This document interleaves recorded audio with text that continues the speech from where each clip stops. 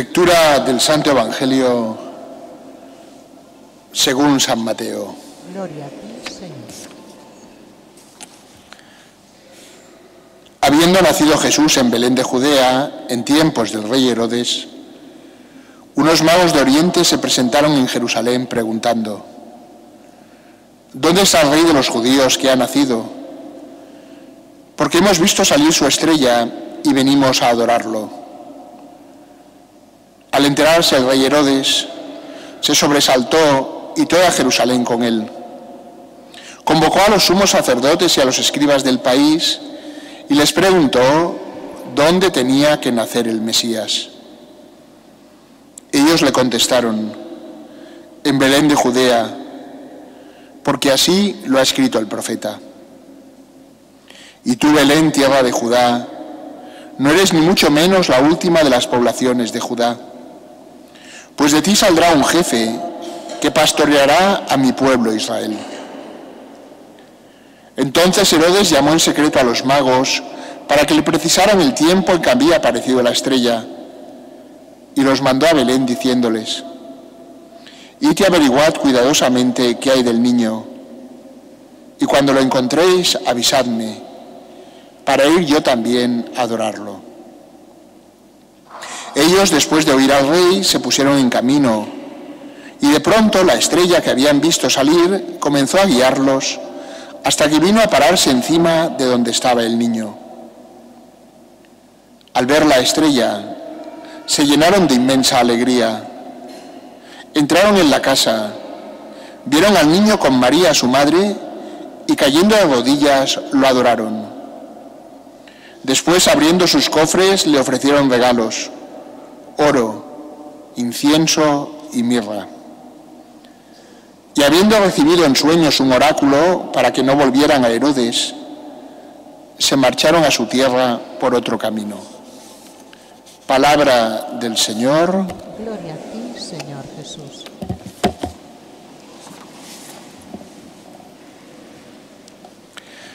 Queridos hermanos, a veces, como sucede estos días, se nos acumulan las celebraciones que nos invitan a ir descubriendo diferentes aspectos del misterio del amor de Dios.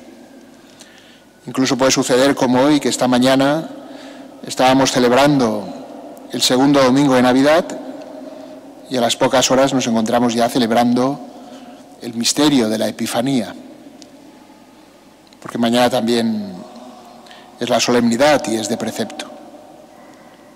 Y entonces se nos invita a ir descubriendo, porque todos los misterios de la vida de Cristo apuntan a un único misterio, que es el misterio de su amor. Si esta mañana, por ejemplo, veíamos cómo Dios eternamente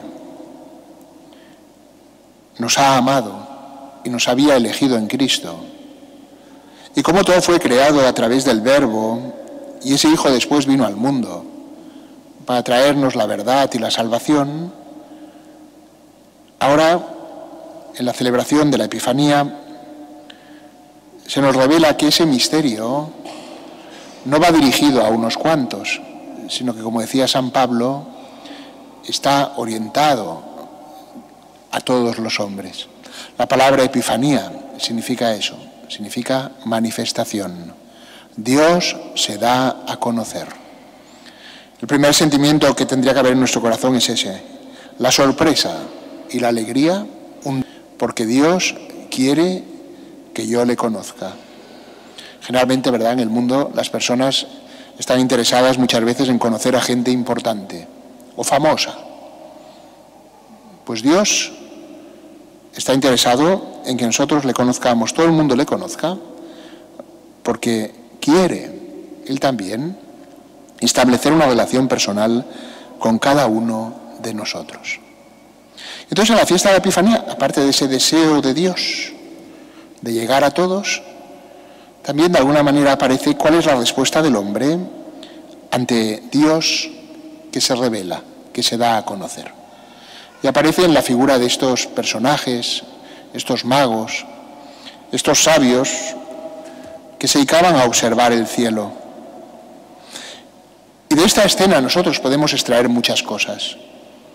La primera es que para reconocer a Dios, para encontrar a Dios a nuestra vida, hemos de tener el corazón abierto, hemos de saber mirar.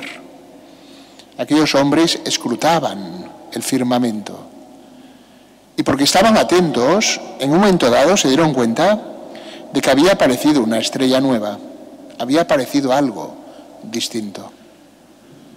Y también se dieron cuenta de que se había aparecido una estrella nueva y significaba, ellos lo entendieron, que había nacido un rey, el Mesías, el rey de Israel. Se dan cuenta de que tenían que ponerse en camino. Había que hacer algo. Siempre que nos llega la noticia de la fe, siempre que nos llega el anuncio de que Dios quiere algo de nosotros, la respuesta adecuada es ponerse en camino, preguntarse qué es lo que debo hacer. La imagen de los magos, que llegan de lejos, nos habla de un camino que puede ser largo, que no necesariamente es fácil, que quizá hay que recorrer en muchas etapas, que quizá no esté exento de peligros, en el cual muchas veces nos podemos desanimar. Incluso podemos equivocarnos en algún momento y desviarnos, pero que es posible volver a recuperar la senda recta. La imagen de los magos nos habla, por tanto, de lo que puede ser la vida de cada uno de nosotros. Y entonces hoy se nos invita a recordar en qué momento descubrimos esa luz que anunciaba a Cristo, que igual te llegó por la catequesis parroquial, por la enseñanza de tus padres, por el testimonio de un amigo, que igual descubriste casualmente, viendo un programa o leyendo un libro. Entonces, ante esa señal, yo tengo que ponerme en camino. ¿Cuál es el peligro más grande que hay en ese camino? Nos lo describe también el Evangelio de hoy. Hay un momento de oscuridad. La estrella, aquella que seguían, ha desaparecido. Entonces llegan a Jerusalén. Jerusalén representa aquí el lugar de la profecía. Es la ciudad de los que saben, era la capital de Israel. Y entonces los magos preguntan, ¿dónde ha nacido el Mesías? ¿Por qué hemos venido su estrella? Hemos visto su estrella y venimos a adorarlo. ¿Por qué aparece aquí la primera dificultad o la mayor dificultad? La dificultad que incluso tienen muchos hombres y mujeres de nuestro tiempo y que podemos tener cada uno de nosotros. Aparece la dificultad porque preguntan a los que podían estar más interesados por el nacimiento del Mesías, los que conocían las tradiciones y las profecías, y sin embargo se dan cuenta de que esa gente no está entusiasmada. Una de las cosas que más nos puede desanimar, queridos hermanos, y que quizá colectivamente nos desanima, es no encontrar un entusiasmo en aquellos que deberían ser los que más apasionadamente aman a Cristo. Eso sucede también, y sucede en nuestro tiempo, y sucede en la Iglesia. No solo por los casos que conocemos de escándalos de sacerdotes o religiosos, o de fieles cristianos que llevan un comportamiento desordenado, sino por la misma tibieza que muchas veces tenemos los ministros de la Iglesia, o por los pastores, que igual muchas veces nos preocupamos de otras cosas y nos desentendemos del Evangelio de Cristo, y nuestro corazón y nuestra pasión no está en Cristo. Y también en los mismos cristianos. Hay un momento que en el Concilio Vaticano II, cuando se habla del ateísmo en el mundo moderno, se dice, ¿no será en ocasiones la causa de que muchos se hayan apartado de Dios la falta de testimonio de los mismos cristianos, la vida misma que llevamos los cristianos? Esa es quizá la mayor dificultad que encontraron los magos en su camino. Llegan a Jerusalén, toda la ciudad se conmueve. De alguna manera, todos aquellos que vivían de la promesa, pensar todo lo que habla el Antiguo Testamento del Mesías que tenía que nacer, y sin embargo, probablemente en el palacio de Herodes, estaban entretenidos en otras cosas. Y en la misma ciudad de Jerusalén, las preocupaciones cotidianas de la vida diaria les absorbía totalmente. y las profecías, que debía ser lo más importante, habían sido olvidadas, relegadas. ¿Cómo lo sabemos? Porque cuando preguntan, Herodes no puede responder directamente. No hay nadie que allí sepa responder de una forma inmediata. Igual que muchas veces también los cristianos, cuando alguien nos viene con un problema o está en una situación difícil y de dolor, no somos capaces de dar una respuesta inmediata. La respuesta inmediata, queridos hermanos, siempre es la caridad. Siempre es la caridad. Esa es la respuesta, siempre inmediata. Después podrá venir el consejo más o menos acertado, pero la respuesta inmediata siempre es la caridad. Herodes no puede responder, nadie de los que acompaña a Herodes tampoco pueden responder. Están en los lugares importantes, pero no están preocupados por lo verdaderamente importante. Herodes consulta a los entendidos, a los custodios de la ley, y entonces les dicen, sí, es verdad, hay una profecía en un tal Miqueas que dice, y tú, Belén de Efratá, de ninguna manera serás la ciudad más pequeña, porque de ti ha de nacer el Mesías, el que ha de regir los destinos de Israel. Y entonces viene el segundo escándalo. Les dicen a los magos dónde va a nacer el Mesías, y los magos se van, lógicamente contentos. Pero Herodes, los suyos, los ciudadanos de Jerusalén, siguen sin moverse, siguen sin moverse. San Agustín los compara a esos carteles que hay en las carreteras. En las vías romanas eran las piedras miliares, porque cada milla había una piedra que indicaba en las grandes vías romanas el kilometraje. Dice, señalan el camino, pero ellos no se mueven. ¿Cuántas cosas nos enseñan esas palabras, verdad? ¿Cuántos papás, cuántas mamás enseñan a sus hijos el camino, pero no están dispuestos a caminar con ellos? ¿Cuántos sacerdotes igual explican muy bien los contenidos del Evangelio, pero no están dispuestos a acompañar a nadie en su vida cristiana? ¿Cuántas personas son ricas en dar buenos consejos, pero que para ellos no significan nada? Y eso en el ámbito de la fe es preocupante. Sin embargo, hemos de fijarnos en el ejemplo de los magos, que es aquel con el cual nosotros hemos de configurar nuestra vida. No se desaniman por eso, sino que siguen en camino y van hacia donde les han dicho. Y van en la oscuridad de la fe, porque en ese momento no luce la estrella. Y Dios eso también lo pone en nuestra vida. Y lo pone también quizá en este tiempo de la historia, que en muchos momentos caminamos en aquella claridad que nos gustaría. Y entonces buscamos otras luces que nos pueden despistar, que nos pueden separar del verdadero camino. Pero hay momentos en que uno tiene que caminar en la oscuridad de la fe, cuando uno tiene que fiarse de Cristo, porque las cosas no salen como tú te lo imaginabas, o no tienes la correspondencia que te gustaría, o parece que todo se hunde y fracasa, cuando parece que la iglesia a la que tú amas está desfigurada. En los cristianos en los que tú te confías, parece que ya no puedes fiarte de ellos, pero tienes que seguir fiándote de la palabra de Cristo, de lo que nos enseña la Sagrada Escritura, de lo que nos ofrecen los sacramentos, de la realidad de la iglesia. Y los magos caminan en la oscuridad de la fe. Entonces llegan a Belén, a la casa.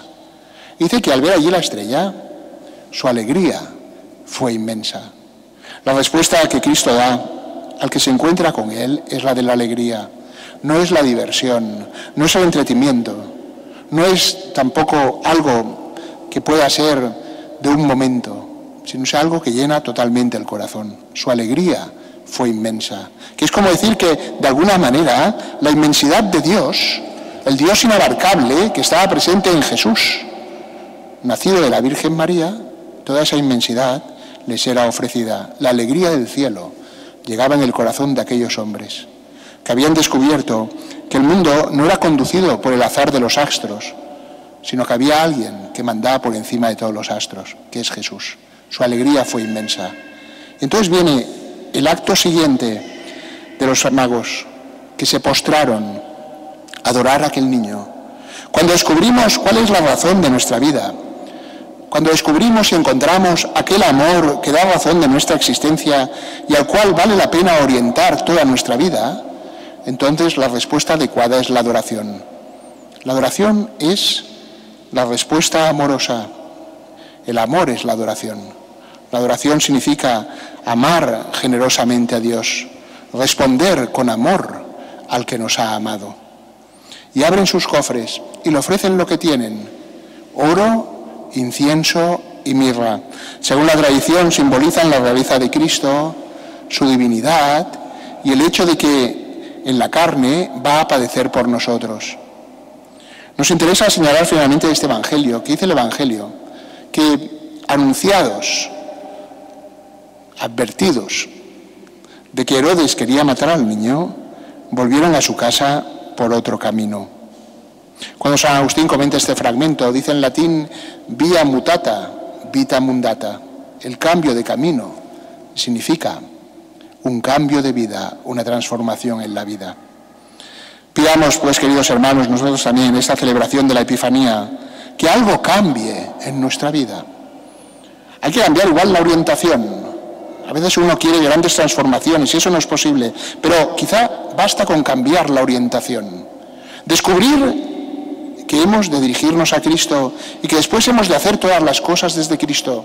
Los pasos igual después serán pequeñitos y nos costará darlos al principio, pero al menos cambiar la orientación. Volvieron a su casa por otro camino, cambiaron la dirección. Que esta celebración también, queridos hermanos, nos lleve a nosotros a reorientarnos de alguna manera. ¿Según qué brújula? La del corazón de Jesús, la de su amor infinito, que ha venido a buscarnos y nos trae la salvación.